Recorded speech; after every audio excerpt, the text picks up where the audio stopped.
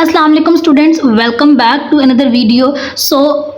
आज की वीडियो हमारे पास एक बहुत मिक्सचर ऑफ कॉन्सेप्ट्स के रिलेटेड होगी। हमारे पास बहुत डिफरेंट कॉन्सेप्ट्स हम इसके अंदर कवर करेंगे, बहुत मेजर कॉन्सेप्ट्स इसमें कवर करेंगे और आपके लिए आज बहुत ज़रूरी है कि आप एक पेन नोटबुक अपने पास रखें और अपने साथ साथ इसको नोट डाउन करें, क्योंकि आगे चल के इस चैप्टर के अंदर इतने इंपॉर्टेंट कॉन्सेप्ट्स आएंगे जिन कॉन्सेप्ट्स को समझने के लिए आपके पास ये बेसिक अंडरस्टैंडिंग होना बहुत ज़रूरी है, बहुत ज़रूरी है। लेक्चर को स्टार्ट करने से पहले अगर अभी तक आप लोगों ने चैनल सब्सक्राइब नहीं किया तो चैनल को सब्सक्राइब कर लें ताकि हर न्यू आने वाली वीडियो का नोटिफिकेशन आप तक पहुंचता रहे। चलें, अब हम चल रहे हैं अपने लेक्चर की तरफ। ठीक है, किसकी बेस पे किया गया? एटॉमिक नंबर की बेस पे एलिमेंट्स को अरेंज किया गया मॉडर्न पीरियोडिक टेबल में। तो एलिमेंट्स का एटॉमिक नंबर क्या होता है? जब हम किसी भी एलिमेंट को लिखते हैं, ये एक अननोन एलिमेंट मैंने लिखा है, ये कोई सा भी हो सकता है, हाइड्रोजन, लिथियम, सोडियम, कोई सा भी हो सकता है। एलिमेंट के टॉप कॉर्नर पे लिखा होता है जी उसका एटॉमिक मास, और एटॉमिक मास को रिप्रेजेंट किया जाता है ए से, और उसके बॉटम पे लिखा जाता है जी, एटॉमिक नंबर। ठीक है, atomic mass and this one is the atomic number. Clear है? एटॉमिक मास क्या होता है? ठीक है, अब किसी भी एटम को अगर हम देखें कि मेरे पास हाइड्रोजन एटम है, ठीक है, हाइड्रोजन एटम का एटॉमिक मास भी 1 है, ठीक है, और उसका एटॉमिक नंबर भी क्या 1 है। क्या है? हाइड्रोजन का एटॉमिक मास भी 1 है और उसका एटॉमिक नंबर भी क्या है 1 है। इसका मतलब क्या है? एटॉमिक अगर मैं कहूँ तो मेरे पास ये जी है, क्या है? जी है, और ये क्या है? ए।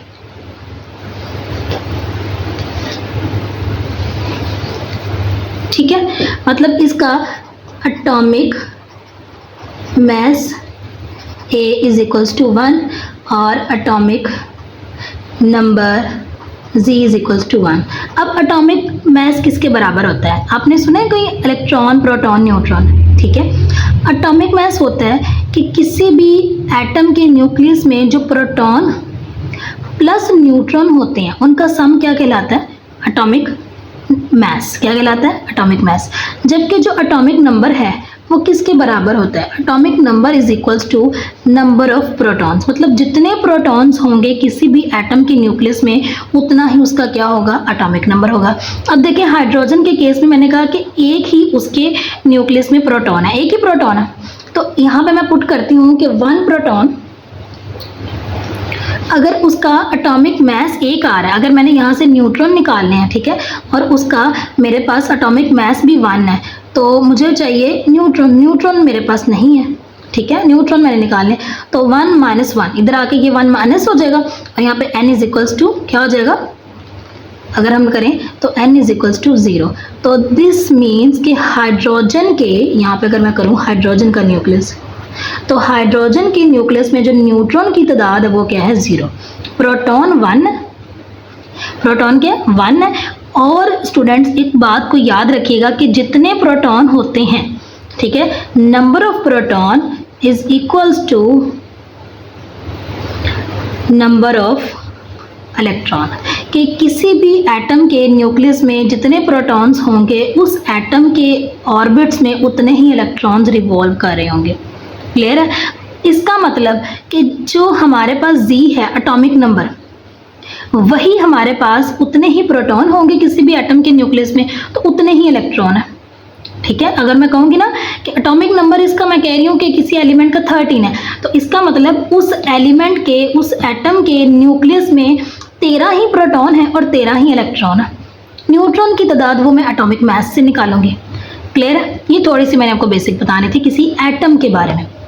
Basically this is the atom unknown, उसका एटॉमिक मास और एटॉमिक नंबर। पीरियोडिक टेबल को स्टूडेंट्स हमने अरेंज किया on the basis of atomic number. ये एटॉमिक नंबर चल रहा है 1 2 3, ये एटॉमिक नंबर का सीक्वेंस हमने दिया। क्लियर है?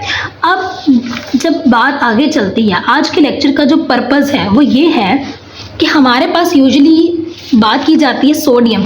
ठीक है, तो सोडियम नहीं पता होता स्टूडेंट्स को कि ये किस ग्रुप का मेंबर है। ठीक है, किस ग्रुप का मेंबर है ये नहीं पता होता कि सोडियम के आउटर मोस्ट शेल में कितने इलेक्ट्रॉन्स होते हैं, ये भी नहीं पता। ठीक है, अब जब बात आ गई इलेक्ट्रॉन्स पे, ठीक है, अब कहाँ आ गई, इलेक्ट्रॉन पे बात आ गई। और मैंने कहा कि जो इलेक्ट्रॉन है ये क्या करते हैं, रिवॉल्व अराउंड द न्यूक्लियस। क्या कर रहे हैं, न्यूक्लियस के गिर्द क्या कर रहे हैं, रिवॉल्व कर रहे हैं। क्लियर है, ठीक है। अब वो रिवॉल्व कैसे कर रहे हैं, क्या मेरे पास, मैं अगर ये कहूँ तो एक और मैं बना लेती हूँ, मैंने सोडियम का बना लिया जी, सोडियम का बना लिया। सोडियम का एटॉमिक नंबर 11, तो 11 इलेक्ट्रॉन होंगे। तो मैं कहूँगी कि जी इसके न्यूक्लियस के गिर्द 11 इलेक्ट्रॉन ऐसे ऐसे होंगे, ये सारे 11 के 11 ये हैं, एक साथ ही 11 जो भी 9, ठीक है। 11 इलेक्ट्रॉन यहाँ पे ऐसे नहीं होंगे, बल्कि इनका ख़ास ऑर्डर होगा, ठीक है। और उस ख़ास ऑर्डर को रखने का एक नाम है इलेक्ट्रॉनिक कॉन्फ़िगरेशन। क्या नाम है उसका, उसका नाम है इलेक्ट्रॉनिक कॉन्फ़िगरेशन। इलेक्ट्रॉनिक कॉन्फ़िगरेशन क्या, वो कहते हैं कि जो द डिस्ट्रीब्यूशन ऑफ इलेक्ट्रॉन्स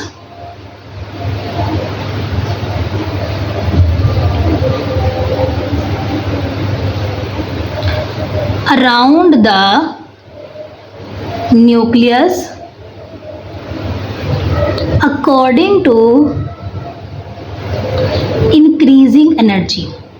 क्या है, according to increasing energy level, इसको क्या कहते हैं, इलेक्ट्रॉनिक कॉन्फ़िगरेशन, ठीक है। अब वो एनर्जी लेवल्स क्या हैं, वो एनर्जी लेवल्स के हैं शेल्स। क्या है, शेल्स। अब ये शेल किस बला का नाम है, आप लोग ये भी सोच रहे होंगे कि ये क्या नाम ले लिया।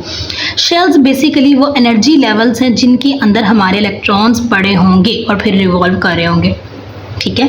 बेसिकली देयर आर 4 शेल्स, मैं उनके नाम लिखने जा रही हूँ, K, L, M, N, ठीक है। क्या रीज़न है कि हमने जो न्यूक्लियस के साथ जो एक ऑर्बिट था, एक शेल था, वहाँ पे मैं 11 इलेक्ट्रॉन्स नहीं रख सकती थी, क्योंकि मैक्सिमम कैपेसिटी है। जैसे आप लोगों के पढ़ने की एक मैक्सिमम कैपेसिटी है ना, उसी तरह हर शेल की एक मैक्सिमम कैपेसिटी है, वो उससे ज़्यादा इलेक्ट्रॉन्स नहीं ले सकता। क्या है, उससे ज़्यादा इलेक्ट्रॉन्स नहीं ले सकता। तो अब देखते हैं, अब शेल्स के अंदर मज़ीद सब एनर्जी लेवल्स होंगे, ये एनर्जी लेवल्स, इनके अंदर मज़ीद सब एनर्जी लेवल्स होंगे, उनको हम कहेंगे सब शेल्स। सब एनर्जी लेवल्स और क्या होंगे, सब शेल्स। ये लिखें शेल्स, और ये क्या है, सब शेल्स। क्लियर है, ठीक है। अब देखिएगा स्टूडेंट्स, जैसे क्लास में आपको नंबरिंग मिलती है 1 2 3 4, तो इनकी भी नंबरिंग है 1 2 3 4, इसको मैं n कह देती हूँ, n नंबर, ठीक है। अब K जो शेल है, इसके अंदर जो सब शेल है उसका नाम है S। क्या नाम है, S। अब जो L है उसके अंदर 2, उसकी नंबर क्या, अब देखिए K का नंबर 1, तो इसके अंदर एक ही सब शेल है। L का नंबर 2, इसके अंदर 2 सब शेल है। M का नंबर 3, इसके अंदर 3 सब शेल है, S, P, D। N का नंबर 4, इसके अंदर 4 सब शेल है, ठीक है।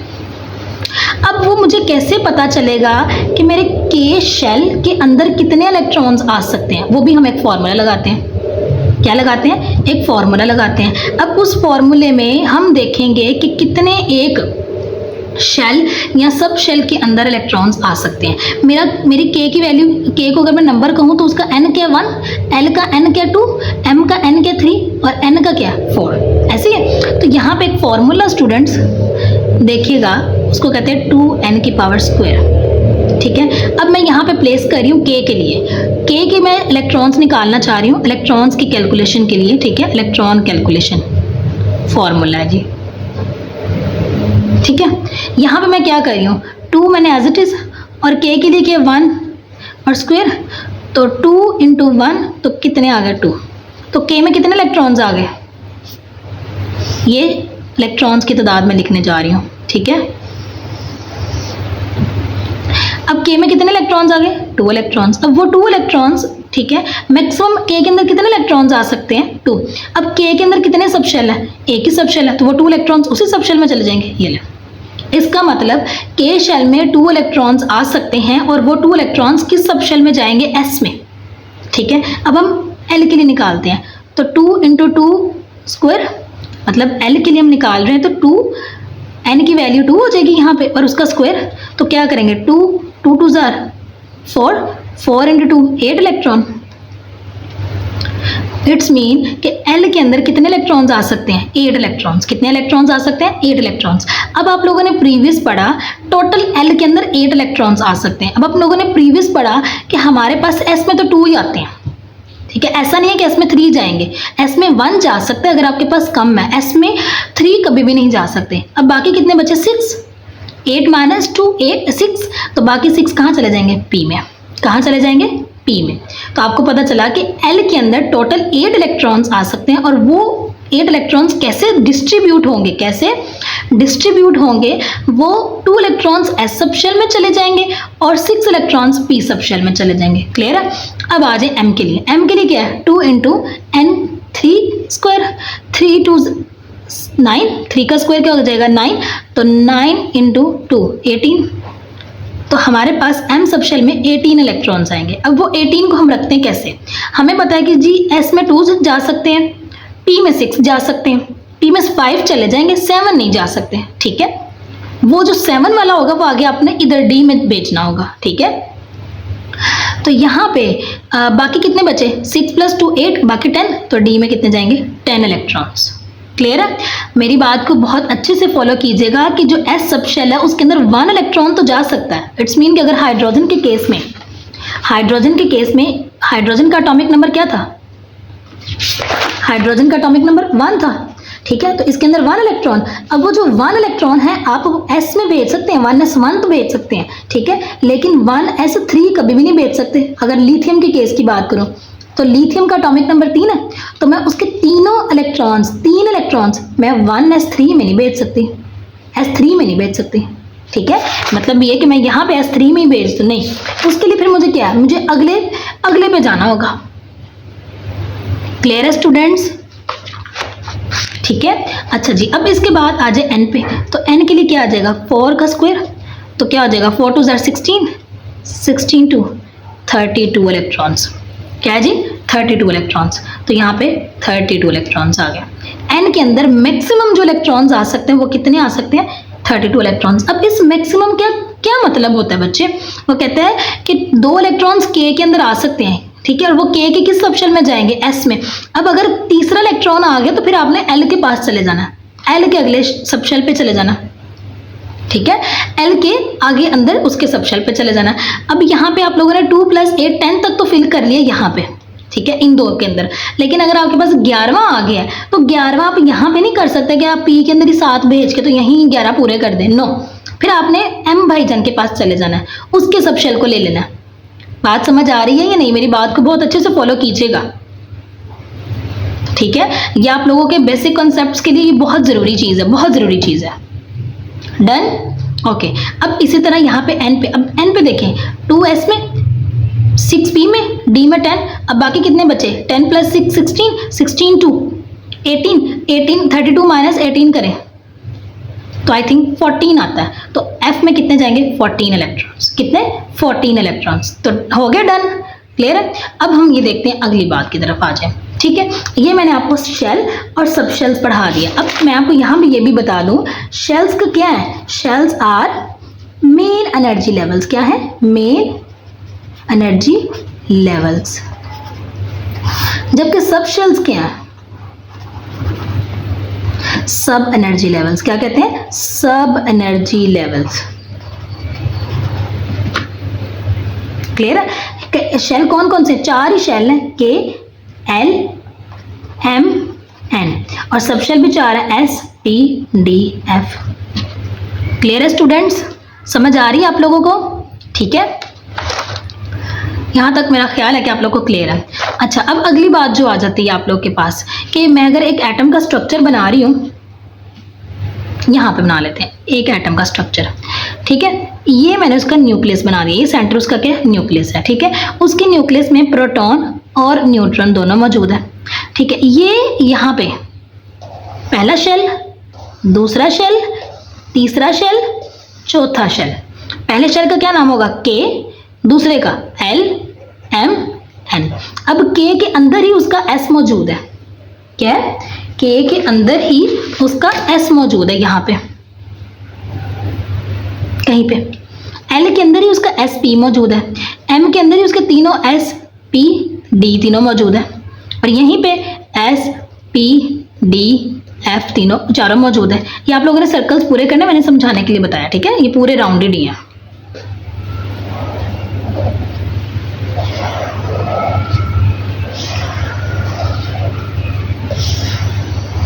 क्लियर है?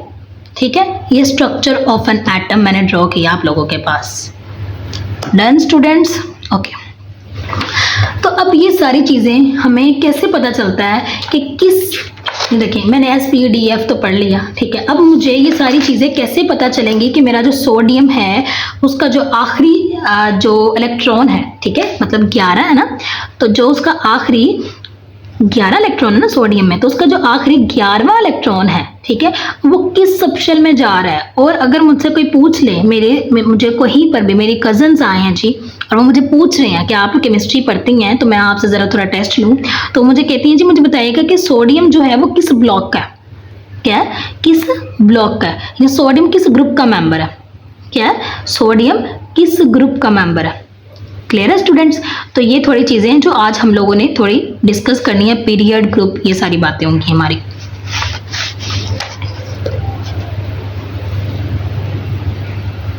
अच्छा, अब आप लोगों को मैं अगर बता दूं तो हमारे पास थोड़ी सी आ जाए, इलेक्ट्रॉनिक कॉन्फ़िगरेशन कर ही लेते हैं, इसको कट करें, एस पी डी और एस पी डी एफ। आपको पता है कि एस के शेल का था और के का नंबर क्या था, 1, उसका n 1 था, जबकि यहाँ पे 2 और 2 3 3 3 4 4 4 4। इलेक्ट्रॉनिक कॉन्फ़िगरेशन से काफ़ी सारी चीज़ें जो आप लोगों को आसान हो जाएंगी। तो इलेक्ट्रॉनिक कॉन्फ़िगरेशन हम किसकी बेस पे करते हैं? इलेक्ट्रॉनिक कॉन्फ़िगरेशन ज़ाहिर से बात है इलेक्ट्रॉनिक, ठीक है, इलेक्ट्रॉनिक मीन्स हमने इलेक्ट्रॉन्स को डिस्ट्रीब्यूट करना है, इलेक्ट्रॉन्स को अरेंज करना है, यही हमने कहा था, ठीक है। तो यहाँ पे मैं लिख रही हूँ इलेक्ट्रॉनिक कॉन्फ़िगरेशन। आपको यहाँ के इसके टर्म से ही पता चलेगा कि बेसिकली किससे रिलेटेड है, इलेक्ट्रॉन से। तो इलेक्ट्रॉन्स किसके बराबर होते हैं, जी, एटॉमिक नंबर, ठीक है। तो जितना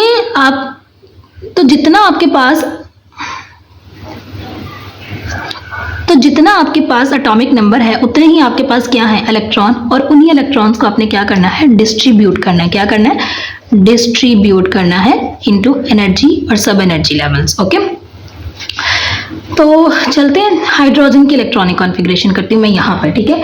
लेड पेंसिल में यूज़ करूँगी ताकि आप लोगों को थोड़ा सा क्लियर होता जाए, ठीक है। हम यहाँ पे कर रहे हैं, ये हम एलिमेंट्स लिखते जाएंगे, ठीक है, एलिमेंट्स है और ये उनकी इलेक्ट्रॉनिक कॉन्फ़िगरेशन है। हाइड्रोजन जिसका एटॉमिक नंबर है 1, मैं बेस पे उनके एटॉमिक नंबर लिख रही हूँ। तो हाइड्रोजन का एटॉमिक नंबर अगर 1 है तो एक ही इलेक्ट्रॉन है उसके पास, तो वो इलेक्ट्रॉन कहाँ चला जाएगा, जाहिर सी बात है हम यहाँ से स्टार्ट करेंगे, वो इलेक्ट्रॉन कहाँ जाएगा, यहाँ पे। तो इसके इलेक्ट्रॉनिक कॉन्फ़िगरेशन को अगर मैं लिखना चाहूँ तो मैं लिख सकती हूँ, दैट विल बी 1s1। क्या होगा, 1s1। क्लियर है, क्या होगी, 1s1। हाइड्रोजन की इलेक्ट्रॉनिक कॉन्फ़िगरेशन 1s1। अगला मैं लेती हूँ हीलियम जिसका एटॉमिक नंबर है 2। तो इलेक्ट्रॉन्स कितने हुए, 2 इलेक्ट्रॉन्स हुए, और उन 2 इलेक्ट्रॉन्स को आगे जब मैं अरेंज करूंगी तो इसका मतलब है वो s में ही जाएंगे, क्योंकि s में 2 इलेक्ट्रॉन्स जा सकते हैं, तो वो क्या होगा, s2। s को हमने कंप्लीट फिल करना है, हम ऐसा नहीं कर सकते कि एक s में डाल दे और एक अगले s में डाल दे, नो, s को कंप्लीट फिल करने के बाद अगले पे जाना है। क्लियर है, ठीक, क्या हो जाएगा हमारे पास 1s2। नेक्स्ट हमारे पास होगा लिथियम, ठीक है, लिथियम देखें, ठीक है, थर्ड एलिमेंट, लिथियम का atomic number 3, that mean 3 electron. तो इसको अगर हम करते हैं तो लिथियम के 3 में से 2 यहाँ चले गए, बाकी बचा 1 वो वहाँ यहाँ जाएगा, ठीक है। पहले s में जाएंगे, यूं पहले s में जाएंगे फिर p में जाएंगे। ओके, तो ये होगा हमारे पास 1s2, ठीक है, इनका नंबर भी साथ हमने लिखना है, और यहाँ पे 2s1। क्लियर है स्टूडेंट्स, ठीक है। अब हमारे पास होगा जी लिथियम के बाद क्या होगा, बेरिलियम। बेरिलियम के 4 है, तो 4 इलेक्ट्रॉन्स, तो 4 इलेक्ट्रॉन्स को जब हम करेंगे तो वो कुछ यूं हो जाएगा, 1s2 1s2 2s2। Done. Then हमारे पास आ गया जी बोरॉन, मैं लिख रही हूँ boron, carbon, nitrogen, oxygen, fluorine, ठीक है, नियॉन। नियॉन के बाद है जी मेरे पास, नियॉन तक यहाँ करते हैं, आगे नेक्स्ट चले जाएंगे। 5, 6, 7, 8, 9 and 10. That's mean 5 electrons. That's mean 6 electrons, 7 electrons, 8 electrons, 9 electrons, 10 electrons. अब इन इलेक्ट्रॉन्स को हमने क्या करना है, डिस्ट्रीब्यूट करना। 5 इलेक्ट्रॉन्स है तो 5 में से 2 and 2 4 यहाँ चले गए, बाकी बचा एक, वो यहाँ चला जाएगा। तो क्या होगा 1s2, 2s2, 2p1। क्लियर है। 6 इलेक्ट्रॉन्स तो यहाँ आगे 2 2 4 p में 2 चले जाएंगे। 1s2, 2s2, 2p2, ठीक है। अब आगे चलेंगे तो हमारे पास क्या होगा, यहाँ पे हमारे पास हो जाएगा क्या 7 and 4 इधर। अब अगेन हमारे पास p में कितने चले जाएंगे 3, ठीक है। तो क्या होगा 1s2, 2s2, 2p3, ठीक है। ऑक्सीजन के केस में 8 तो 2 and 2 4, तो 4 इधर, क्योंकि p में हमारे पास मैक्सिमम 6 आ सकते हैं। 6 फिल करने के बाद आगे हमने फर्दर जाना है, ठीक है। 1s2, 2s2, 2p4, 9 इधर, तो 9 फ्लोरीन में 9 है, तो 9 हम कैसे करेंगे 2 and 2 4, 4 में बाकी क्या हुआ 5 रहता है, तो 5 इधर। 1s2, 2s2, 2p5। क्लियर है स्टूडेंट्स। देन है हमारे पास 10 नियॉन में, तो नियॉन में हमारे पास 2 and 2 4, 6 बाकी बचे, तो p में 6 इलेक्ट्रॉन्स आ सकते हैं, तो वो p में हमारे पास चले जाएंगे। तो ये हमारी थी इलेक्ट्रॉनिक कॉन्फ़िगरेशन, ठीक है। अब आप लोगों ने देखा कि हमारे पास किस तरह इलेक्ट्रॉन्स किस किस सब शेल में जा रहे हैं, ठीक है। अगर मैं बात करूं तो हाइड्रोजन का जो इलेक्ट्रॉन है वो किस सब शेल में जा रहा है, हाइड्रोजन का एक ही इलेक्ट्रॉन है, वो किस सब शेल में जा रहा है s में, ठीक है। और हीलियम के कहाँ जा रहे हैं s में। अब एक टर्म और होता है valence shell electrons, valence shell, ठीक है। इनर शेल और वैलेंस शेल। आप एक बात याद रखिएगा कि ऑक्सीजन न्यूक्लियस के जो साथ वाला शेल होता है उसको कहते हैं इनर शेल। क्या कहते हैं, इनर शेल। और जो आखिरी वाला सबसे लास्ट शेल होता है उसको क्या कहेंगे हम लोग, वैलेंस शेल। उसको क्या कहेंगे, वैलेंस शेल, ठीक है। अब अगर हाइड्रोजन के केस में बात की जाए तो उसका एक ही शेल है और वो क्या है 1, ठीक है। और वो उसका सब शेल क्या है 1s1, ठीक है। जबकि अगर मैं उसकी बात करूं, मैं कहूँ नियॉन का वैलेंस शेल क्या है, क्या है नियॉन का वैलेंस शेल क्या है, तो वो क्या है शेल क्या है 2, ठीक है। शेल 2 किसको रिप्रेजेंट कर रहा है, एल को। नंबर 2 किसको रिप्रेजेंट कर रहा है, अगर आप लोग को थोड़ा सा रिकॉल करवा दूं कि LMN, ऐसी है। तो यही था 1 2 3 4, तो जहां जहां 2 आ रहा है तो दैट्स मीन वो एल शेल का है। ये S जो है ये एल शेल का है, ये कोई M का नहीं आया हुआ, ये वैल्यू है इस नंबर की, ये इंपॉर्टेंस है। ये 2 3 ऐसे ही नहीं आ रहे यहाँ पे, ठीक है। ये बताता है 3 बताता है कि ये M शेल का है, ये जो S है ना ये M शेल का। 2 बताता है ये जो S है ये L शेल का है। क्लियर है। अब जब वो मुझसे कोई पूछ ले कि मुझे बताएं कि नियॉन का जो वैलेंस शेल है वो क्या है, तो मैं कहूंगी वो उसका L है, वो 2 है, ठीक है। अगर कोई मुझसे पूछता है तो नियॉन का आउटर मोस्ट सब शेल कौन सा है, तो वो मैं क्या कहूंगी P है। क्या है, P है। क्लियर है, क्या है P है, ठीक। समझ आइए, वैलेंस शेल और इनर शेल आपको समझ आ गई। इनर शेल होगा कि जो आपके न्यूक्लियस के बिल्कुल करीब वाला शेल है वो क्या है, इनर शेल। और जो आपके न्यूक्लियस से आखिरी वाला शेल है वो क्या है, वैलेंस शेल, आउटर मोस्ट। क्या कहेंगे इसको, आउटर मोस्ट। डन स्टूडेंट्स, ये बात समझ आ गई। ओके जी स्टूडेंट्स, तो मुझे लगता है कि जो कुछ आज मैंने बताया उसमें आप लोगों को कोई मज़ीद ख़ास कन्फ्यूजन्स नहीं होंगे। अगर अभी तक मज़ीद कन्फ्यूजन्स हों तो आप लोग मुझसे कमेंट बॉक्स में लाजमी पूछें। ये बहुत इंपॉर्टेंट पार्ट था जो समझाना बहुत ज़रूरी था। इलेक्ट्रॉनिक कॉन्फ़िगरेशन का टर्म बार बार आता है और वो कहीं पर भी उसका पोर्शन नहीं है। तो ये वीडियो का फर्स्ट पार्ट था। वीडियो के सेकंड पार्ट में मैं आप लोगों को बाकी की जो फर्दर चीज़ें हैं, ग्रुप नंबर, पीरियड नंबर, वो सारी चीज़ें निकालना भी बताऊंगी। तो तब तक के लिए अल्लाह हाफिज़। इस पोर्शन की लाजमी तौर पर प्रैक्टिस कीजिए। आप लोगों को ये चीज़ें पता होनी चाहिए। बहुत इंपॉर्टेंट चीज़ें हैं कॉन्सेप्ट वाइज। आप लोगों को हर जगह ये चीज़ें हेल्प करती हैं, ठीक है। तो पार्ट 2 के लिए स्टे कनेक्टेड। अल्लाह हाफिज़।